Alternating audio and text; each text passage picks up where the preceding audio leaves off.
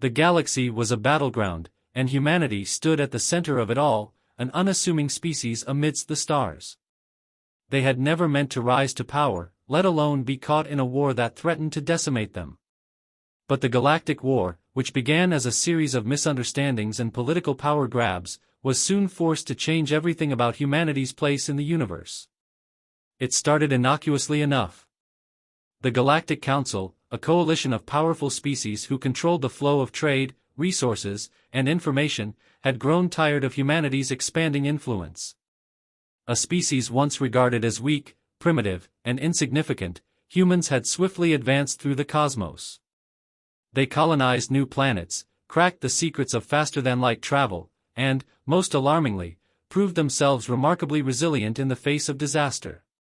The peaceful coexistence between species, until then a cornerstone of galactic relations, was shattered the day the first salvo was fired by the Xylith, a technologically superior race with a passion for conquest. They believed humanity would crumble beneath their might. Instead, they found that humanity, though not as advanced in terms of raw technological power, was more than capable of waging war. The initial strikes on human colonies were brutal, unexpected. Entire cities were wiped out, and millions lost their lives. But the Xylith underestimated one critical factor: humanity's resolve. The day after the attack, Earth's leaders convened in an emergency session. War was declared. As the Xylith made their next move, humanity's response was immediate, unfathomable. Within a week, Earth unleashed a series of counterattacks, using technology they had developed in secret, with a military that was now more dangerous than anyone had anticipated. The Xylith, used to overpowering their enemies with advanced weaponry, suddenly found themselves facing tactics they couldn't predict, strategies they couldn't counter. In the blink of an eye, humanity had become an unpredictable force, one that relied not just on technology but on human ingenuity, perseverance, and adaptability. One of the first victories came at the Battle of Titan, where a combined fleet of Xylith warships surrounded humanity's last bastion in the outer colonies. The Xylith believed they had humanity cornered, their forces strong enough to eradicate any hope of resistance. What the Xylith didn't account for was humanity's ability to make do with what they had. The humans on Titan, armed with a ragtag fleet of hastily repurposed vessels, some even cobbled together from remnants of destroyed colonies, struck back with devastating precision. They outsmarted the Xylith by using the very environment around them, launching a surprise counterattack from the planet's icy surface. The Xylith fleet, expecting a quick victory, was instead engulfed by the storm of human creativity. It was a small victory, but it was the first of many. Meanwhile, throughout the galaxy, the war raged on. The Zorath, a race of bioengineered super soldiers, joined the fray on the side of the Xylith, believing they would quash humanity's resistance. They found themselves shocked by the unrelenting spirit of human soldiers, who held their ground despite the overwhelming odds. Humans fought not just for survival, but for something greater, a cause that transcended the borders of their own species. It was this unity, this shared resolve, that made them a force to be reckoned with. The Zorath, who had once believed themselves superior due to their strength, now saw the truth: humanity's greatest weapon was its willpower. By the time the war reached its full scale, humans had learned to adapt, to innovate at an unimaginable pace. No longer were they the underdogs, fighting with limited resources. They took the technology of their enemies, studied it, and improved upon it. The very weapons the Xylith thought would obliterate humanity became tools to forge a new kind of future. Every human soldier was an innovator in their own right. No longer relying on conventional tactics, humans deployed psychological warfare, exploiting the weaknesses of their enemies' pride and arrogance. The Xylith's superior fleets were sabotaged by human cunning, their colonies infiltrated by spies who knew how to exploit even the smallest weakness in their defense systems. The war that was supposed to break humanity became the forge in which it was made stronger. As the tide of war began to shift, the once unassuming species that had been expected to fall into dust began to rise like a storm on the horizon, unpredictable, relentless, and unforgiving. And so, the question on every galactic tongue soon became, what will humanity do next? What had begun as a fight for survival was now an unstoppable wave of change, reshaping the galaxy with every victory, every innovation, every battle. Humanity wasn't just surviving the war, it was transforming itself into a power no one, not even the oldest and most feared species, could have anticipated. As the war raged on, the galaxy watched in awe as humanity's resilience and adaptability transformed them from the underdogs into a formidable force. Yet, as with every war, victory came at a cost, one that humanity had never expected to pay at such a steep price. Despite the triumphs, humanity's initial successes were often overshadowed by the horrors of war. Millions of lives were lost in brutal skirmishes and massacres. Entire human colonies were razed to the ground by Xylith and Zorath forces, their survivors scattered across the stars, seeking refuge wherever they could. The once thriving human outposts, once symbols of hope and prosperity, became little more than graveyards and reminders of what had been lost. Even Earth, though largely untouched by the worst of the fighting, felt the strain of constant war. The human spirit, unbroken and determined, remained strong, but cracks began to appear. The survivors of the outer colonies, those who had fought on the front lines, returned to Earth and its nearby worlds, their faces lined with exhaustion and sorrow. They carried with them not just the physical scars of battle, but psychological wounds that ran far deeper. PTSD spread like wildfire, ravaging soldiers who had once been unstoppable, now struggling to find their place in a shattered galaxy. The cost of war weighed heavily on them all, but they carried on, driven by a singular belief: they could not let their sacrifices be in vain. While the military-industrial complex flourished with endless streams of new technology and weapons, a new generation of soldiers emerged. They were eager, idealistic, and determined to carry the legacy of the war, to continue humanity's march toward galactic prominence. But even these fresh faces could not ignore the toll their predecessors had paid. Despite their optimism, they too began to question the price of their ongoing fight. Amid the chaos, a new breed of leaders emerged. Military generals, once hailed as the saviors of humanity, now found themselves balancing the demands of war with the needs of their people. There was no longer a singular enemy to focus on, no single entity that embodied the source of the war. The Xylith and Zorath were still threats, but humanity was beginning to question the very foundation of the war. Was the price of victory worth the destruction it was causing? Was there a way to bring about peace without abandoning the spirit of resistance that had made them strong?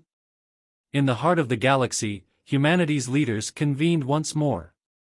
The United Earth Confederation, now the most influential political entity in the galaxy, struggled to navigate the delicate balance between war and diplomacy. Some argued that humanity must continue the fight, for to stop now would be to show weakness and allow their enemies to regroup. Others, tired of the relentless violence, called for negotiations, hoping to find a peaceful resolution to the conflict. The problem, however, was that no one truly knew how to make peace with the very races that had sought to annihilate them. Trust had been shattered, and the galaxy was too deeply scarred for old wounds to heal easily. Yet, within the chambers of the United Earth Confederation, there was an unexpected shift. A new voice, young and defiant, called for a new approach, a chance to turn the tide not through force, but through innovation. The same creativity and ingenuity that had powered humanity's success on the battlefield could now be directed towards something far greater, the creation of a galactic alliance that could transcend war and conflict. This idea was radical, a complete departure from everything humanity had known, but it gained traction as the true cost of war became evident. But before anything could be done, an unexpected and devastating event occurred: the creation of a new weapon, one that would shift the entire balance of power. Humanity had developed the ultimate weapon, one capable of obliterating entire fleets, even entire worlds. It was a weapon born of desperation, of a need to ensure victory at any cost. This weapon, however, carried with it the same devastating consequences as the war itself. The creation of such a weapon would not just end the war, it could end everything. Humanity's leaders now faced an impossible decision: use the weapon and risk the complete annihilation of their enemies and potentially themselves, or find a way to end the war without unleashing the full extent of their destructive power. The choice was no longer about survival, but about what kind of species humanity would be in the future. Would they continue to embrace their survival instincts and use every tool at their disposal to ensure their dominance? Or would they seek a path of peace and reconciliation, trying to rebuild a fractured galaxy? As the galaxy teetered on the edge of this monumental decision, one thing became clear: humanity's strength lay not just in their ability to fight, but in their ability to decide who they wanted to be in the face of unimaginable consequences. The next step would determine not just the fate of humanity, but the fate of the galaxy itself. The decision to use the ultimate weapon weighed heavily on humanity's leaders. It was a weapon unlike any other, one that could wipe entire civilizations off the map in the blink of an eye. The temptation to end the war once and for all was almost overwhelming. Yet, deep down, the leaders of humanity knew that to unleash it would mean forsaking everything they had fought for: their humanity, their values, and their place in the universe. It was a moment of truth. A pivotal decision had to be made: use the weapon and secure an undeniable victory, or pursue a new path toward peace, despite the risks of failure. The idea of using the weapon sparked fierce debates within the United Earth Confederation. There were those who saw it as the only way to end the war, to finally destroy the Xylith and Zorith once and for all. These factions argued that humanity had endured enough pain, enough loss. They believed the weapon's power could guarantee peace, even if it came at the cost of becoming the very thing they had fought against: the aggressors. These leaders were swayed by the idea of retribution, the desire to erase the threat and ensure humanity's unchallenged supremacy across the galaxy. On the other side, voices of caution emerged. These leaders recognized the devastating consequences of unleashing such power, fearing the destruction it would wreak. If humanity used the weapon, it would forever change their moral standing in the galaxy. They argued that the weapon's existence was not just a symbol of humanity's strength, but a symbol of their weakness, their inability to resolve conflicts without resorting to overwhelming force. These leaders pushed for a diplomatic solution, a way to build bridges rather than burn them. If humanity truly wanted to emerge stronger, they had to break the cycle of violence and seek a future where peace could thrive.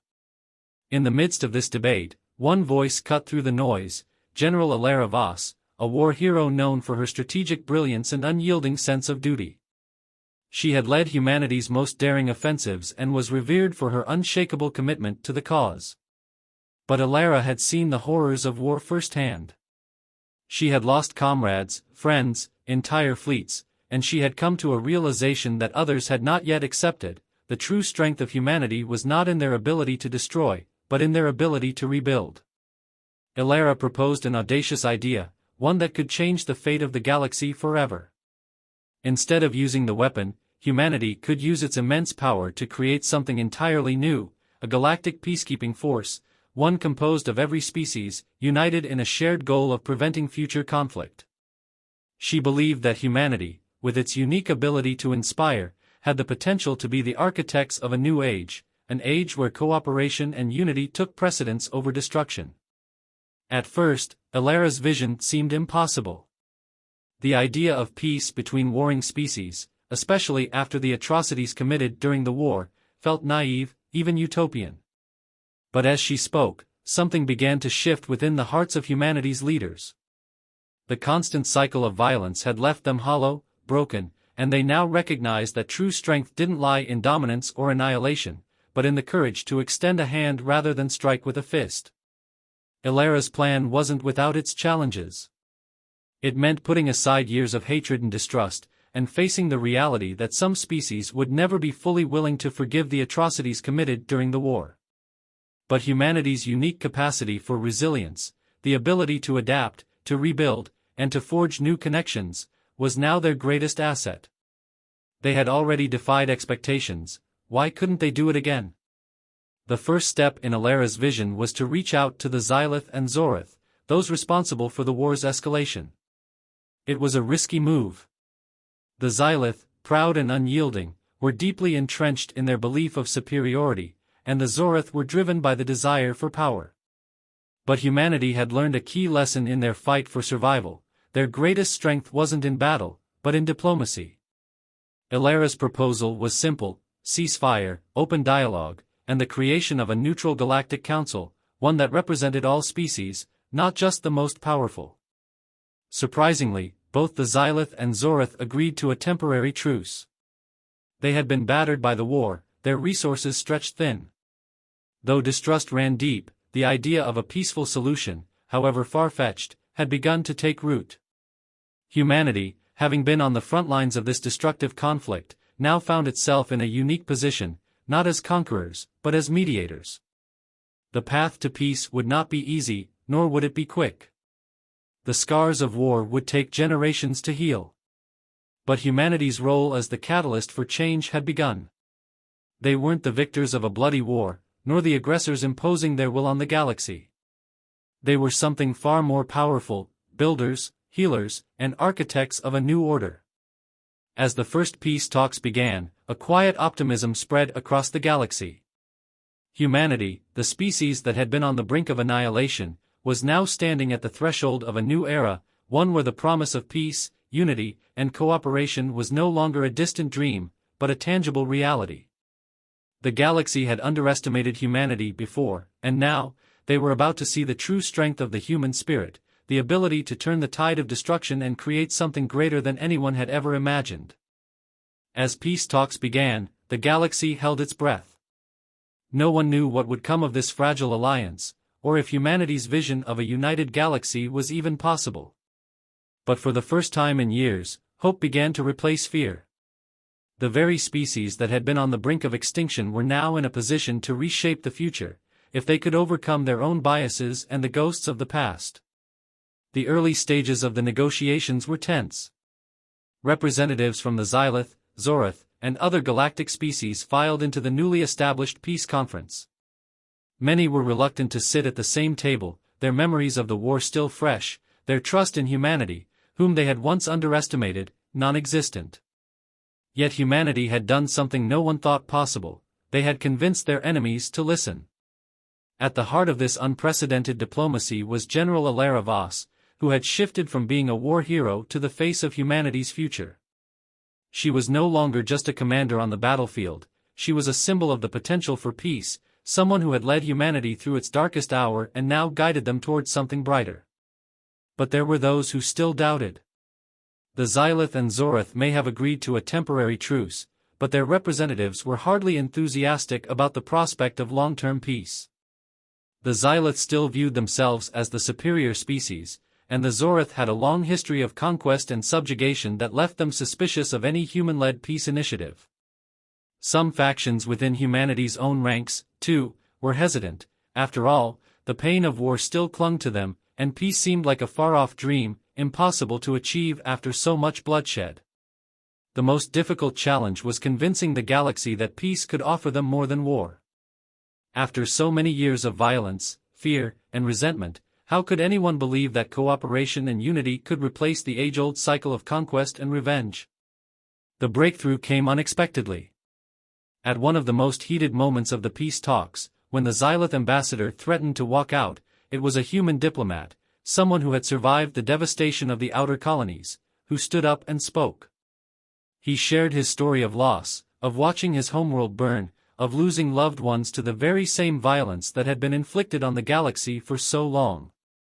He didn't ask for forgiveness. Instead, he called on the assembled representatives to look at what had been achieved since humanity entered the war.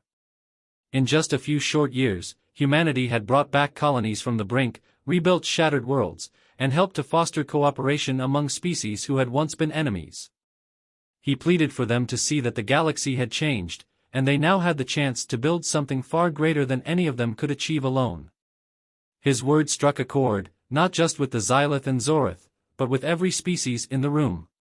It was a stark reminder that the cost of war could never be truly paid in victory alone. It was paid in the lives lost, the broken families, and the generations who would live with the scars forever.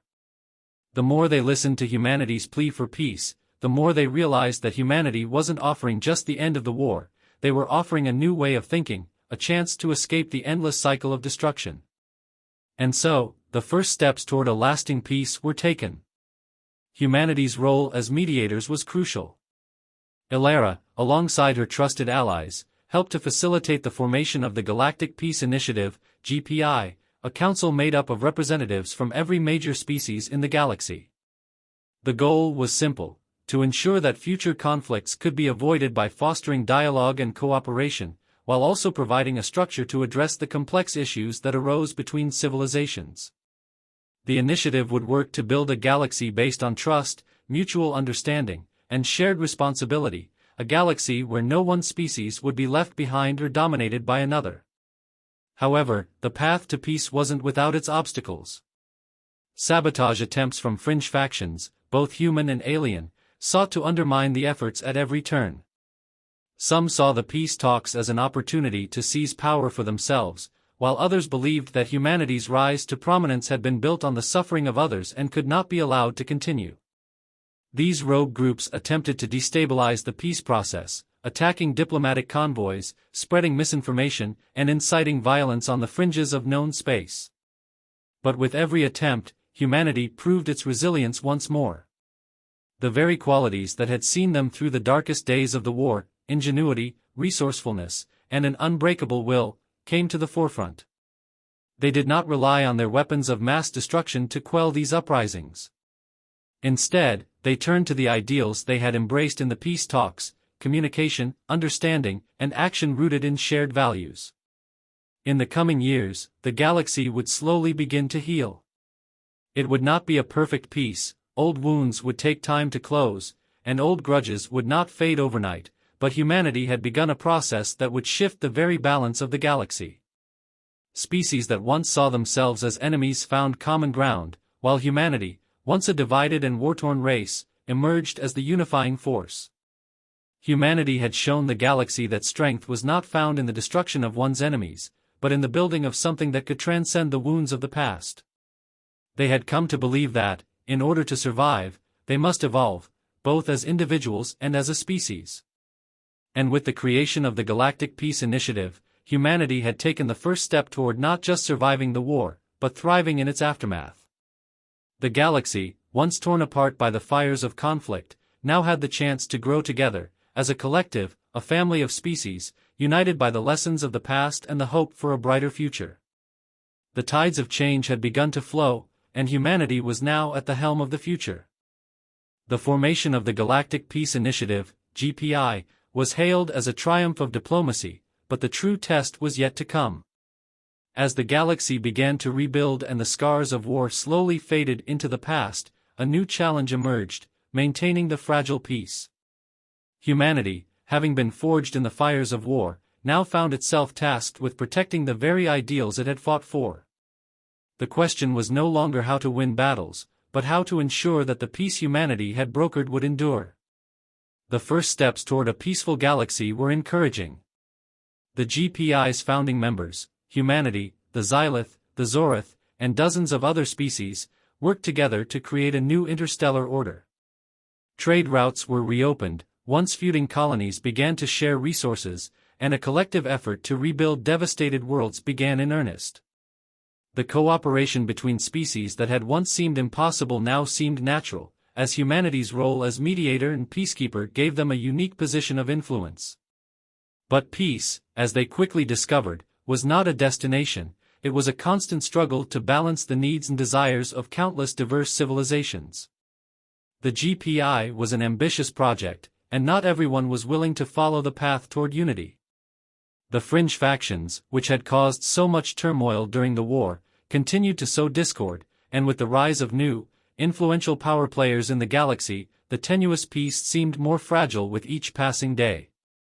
General Alara Voss, now a leading figure in the GPI, knew the stakes were higher than ever. While humanity had brokered peace, they had also inherited the mantle of guardianship over it. If the GPI was to succeed, it would require more than just diplomacy; it would require the strength of purpose, the courage to make difficult decisions, and the unwavering commitment to preserving the future for all species. With the creation of the Galactic Peacekeepers Corps, GPC, humanity's military expertise was repurposed. The Corps was not a traditional military force. Instead of focusing on warfare, the GPC's purpose was to serve as a stabilizing force, ready to intervene in any situation that threatened the delicate peace. The peacekeepers weren't soldiers in the traditional sense; they were diplomats, negotiators, and crisis managers trained to defuse volatile situations before they escalated into full-blown conflicts. Humanity, still reeling from the horrors of the Galactic War, wanted to ensure that no other species would suffer as they had. The GPC's main objective was to prevent the recurrence of violence through swift and decisive action, guided by the principles of justice and fairness. Their presence in key regions of the galaxy, where tensions remained high, acted as a deterrent to any who would disrupt the peace. But maintaining peace came with its own challenges. Humanity's role as peacekeepers was met with skepticism by some species, who viewed their newfound influence with distrust. The Xylith, who had been one of humanity's most formidable enemies during the war, questioned the true intentions of the GPC. Were they there to protect peace, or to exert control over the galaxy under the guise of diplomacy? The Zorith, too, remained wary, always mindful of their brutal history of conquest and subjugation. The power balance in the galaxy had shifted, and many were not convinced that humanity's intentions were entirely altruistic. For Ilara, the path ahead was unclear. As the leader of the GPC, she was caught in the delicate web of diplomacy and security.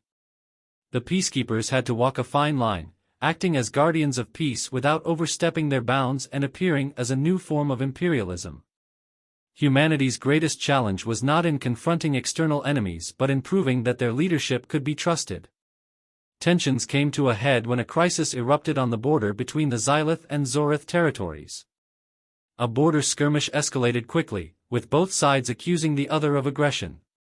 The situation threatened to spiral out of control, and the GPC was called to mediate the conflict before it erupted into open war.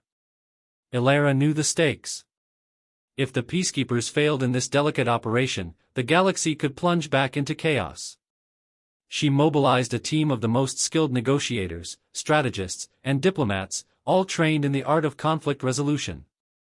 They arrived on the scene, not with weapons in hand, but with their minds focused on a single goal: to avoid war at all costs. The negotiations were intense.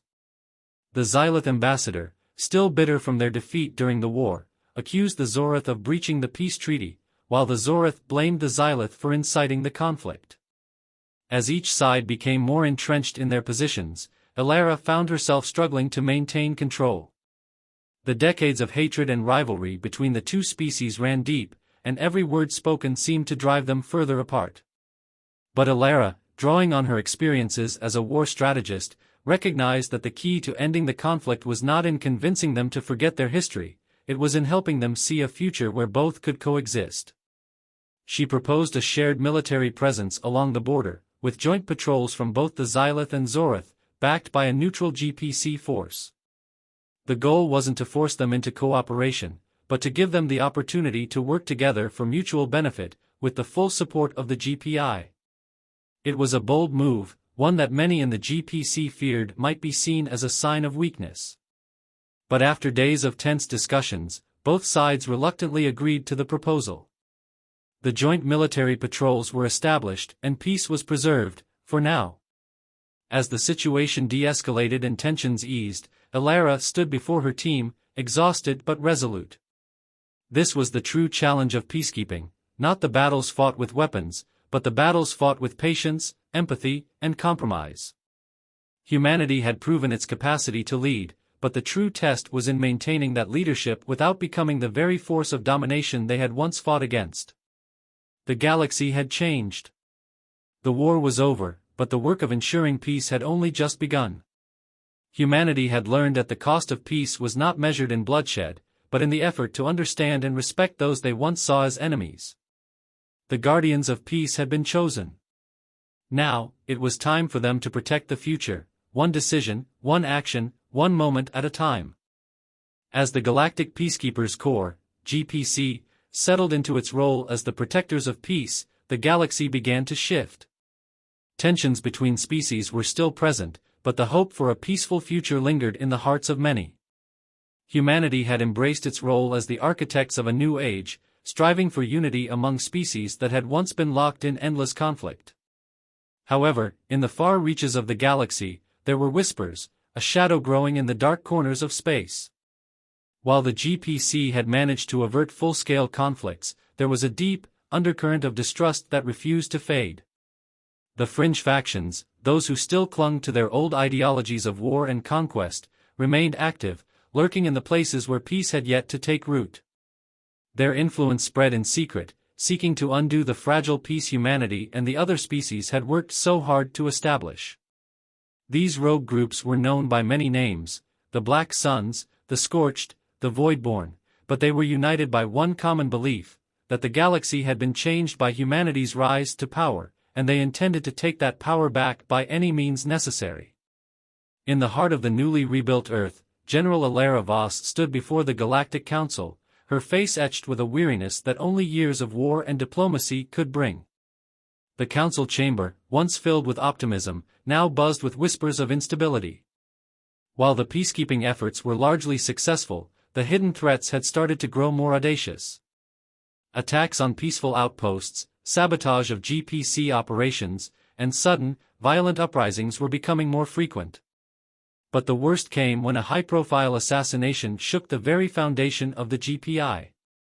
The Zorith ambassador, an ally who had come to trust humanity's intentions, was killed under mysterious circumstances. His ship was found destroyed in deep space, and all evidence pointed to a coordinated attack by one of the rogue factions. The peace talks that had been so carefully built now seemed to teeter on the brink of collapse. It was clear that there were those who would stop at nothing to bring the galaxy back to war. Alara knew that in order to preserve the peace, they needed to find the culprits behind the attack. She dispatched a team of GPC operatives to investigate, but the deeper they dug, the more they uncovered a disturbing truth: this was no isolated incident. The assassination was just the first strike in a much larger scheme. Rogue factions, from all corners of the galaxy, were aligning themselves in secret, conspiring to tear down the very infrastructure that humanity had worked so hard to establish. The Black Suns, a notorious syndicate of pirates and mercenaries, had resurfaced with new allies among discontented factions from the Xylith and Zorith ranks. These factions, frustrated by their perceived loss of power to the peace initiative, were covertly plotting against the GPI, seeking to restore the old order, one where they would reign supreme through fear and violence. As tensions flared once more, Alara and her allies in the GPC realized that they would need to act quickly and decisively, but this time, the battle wouldn't be fought on the front lines. The war they faced was now a covert one, a war for influence and information, fought in the shadows of space. In a bid to uncover the mastermind behind the conspiracy, Alara reached out to an old ally, Captain Rian Kale, a former intelligence officer who had once been part of humanity's covert operations during the war. Rian had a reputation for getting results when others couldn't, and his network of informants had eyes across the galaxy. It was through Rian's contacts that they uncovered a disturbing revelation: the assassination of the Zorith ambassador had been orchestrated by someone within the GPI itself, someone high-ranking, with access to the highest levels of the peacekeeping operation. The realization hit like a lightning bolt. The peace that humanity had worked so tirelessly to create was being undermined from within. Someone with deep connections to the galaxy's highest council had betrayed the cause, feeding information to the rogue factions and allowing them to sow discord without fear of retribution. The GPI had been compromised. Alara knew that if they were to preserve the fragile peace, they needed to expose the traitor before the entire initiative collapsed. As the investigation unfolded, it became clear that the conspiracy ran far deeper than anyone had imagined. Corruption had seeped into the very heart of the peacekeeping efforts, and to eliminate the threat, they would need to root out the mole and the shadowy organizations behind them. The task was monumental. With enemies both outside and within, Alara's team was stretched to the limit. Their trust was tested as they navigated a galaxy where even their closest allies might be playing a part in the conspiracy. The days of simply leading peace talks and keeping the peace were gone. Now, they were faced with a mission far more complex, one that required them to face the uncomfortable truth that, sometimes, the greatest threat to peace came from those who claimed to protect it. As the GPC investigated the web of betrayal, Alara found herself at a crossroads. Could humanity rise above this shadowy conspiracy and once again become the beacon of peace they had envisioned? Or would the rogue factions succeed in pulling the galaxy back into the chaos of war? The stakes had never been higher. The galaxy's future was on the line, and with enemies lurking on all sides, Elara realized that the true battle for humanity's survival was not in defeating invaders from outside, but in confronting the darkness within. The peace they had fought so hard for now rested in the hands of those brave enough to expose the truth and take back control of their destiny. The clock was ticking, and Elara was about to lead humanity into its most dangerous battle yet, one against its own shadows. The galaxy trembled as the stakes of the peace began to unfold in ways no one had anticipated. The traitor within the Galactic Peacekeepers Corps, GPC, had exposed a festering wound that threatened to undo everything humanity had worked for. As General Elara Voss and her closest allies raced against time to unearth the full extent of the conspiracy, they understood one brutal truth: the real enemy was not just the rogue factions and the shadowy organizations, they were within the walls they had fought so hard to build. The investigation led them to the highest echelons of the Galactic Peace Initiative, where a select few held the power to shape the future of the galaxy. The mole, it seemed, was no mere low-level agent. It was a member of the GPI's Central Council, someone who had worked for years to undermine the fragile peace that had been achieved.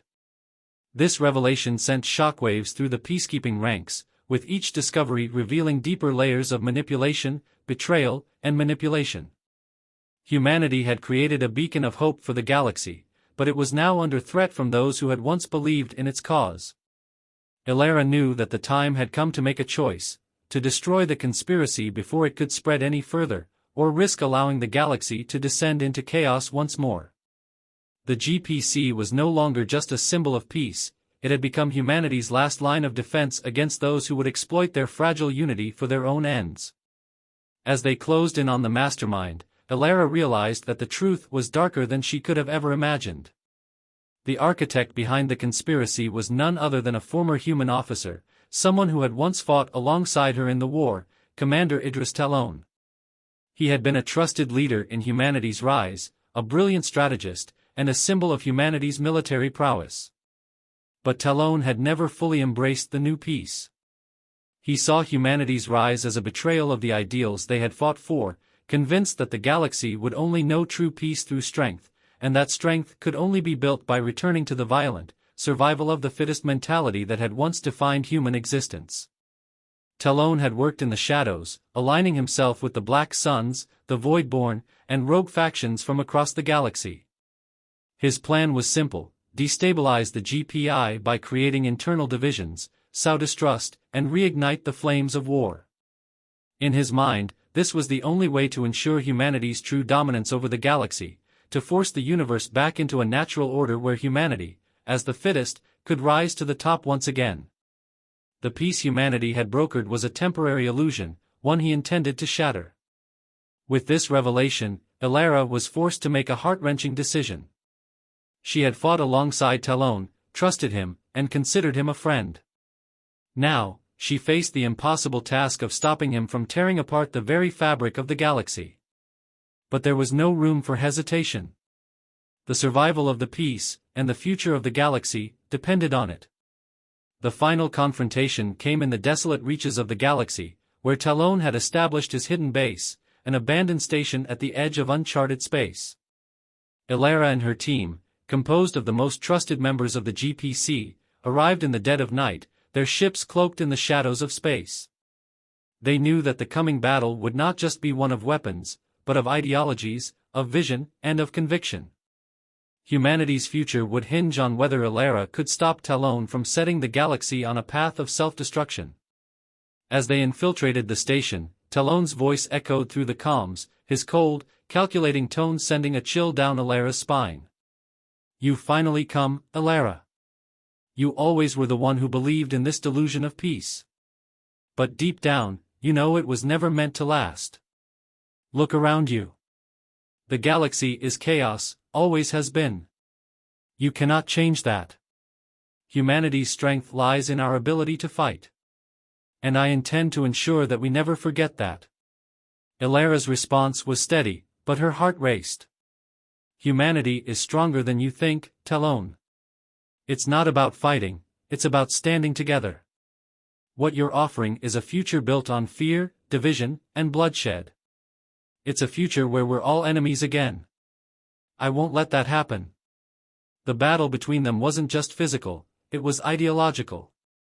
As Alara and Talon clashed on the station's darkened platform, their exchanges were filled with the weight of their shared history, their lost comrades, and the future they both believed in, just different versions of it. Talon saw strength in conquest, in survival, in being the strongest at any cost. Alara saw strength in unity, in cooperation, in rising together despite the odds. But it wasn't just the two of them fighting.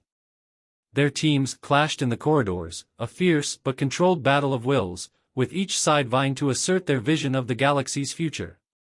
Humanity, caught between these two conflicting ideals, now had to decide whether they would be ruled by fear or by hope. In the end, it was not brute strength that won the day, it was humanity's capacity to adapt, to evolve, to change. With a combination of strategy, diplomacy, and sheer will, Alara's team succeeded in capturing Talon, ending his conspiracy once and for all. But the cost was not small. The damage done to the GPI's reputation, the distrust sown among the various factions, and the scars of the recent betrayals would take years to heal. In the aftermath, the galaxy was left to pick up the pieces. The peace, fragile as it was, had survived the test of its greatest trial. Humanity had faced its darkest shadows, both within and without, and emerged victorious. Alara stood at the helm of the GPC once more, not as a conqueror, but as a leader determined to see the galaxy through its healing process. The lesson was clear: true strength was not in domination, but in unity. Humanity had faced the test of war, the test of peace, and the test of betrayal, and in the end, it was humanity's indomitable spirit that proved to be the galaxy's greatest strength. The Galactic Peace Initiative had survived. The galaxy had survived. And humanity had not only endured, it had grown stronger than ever before.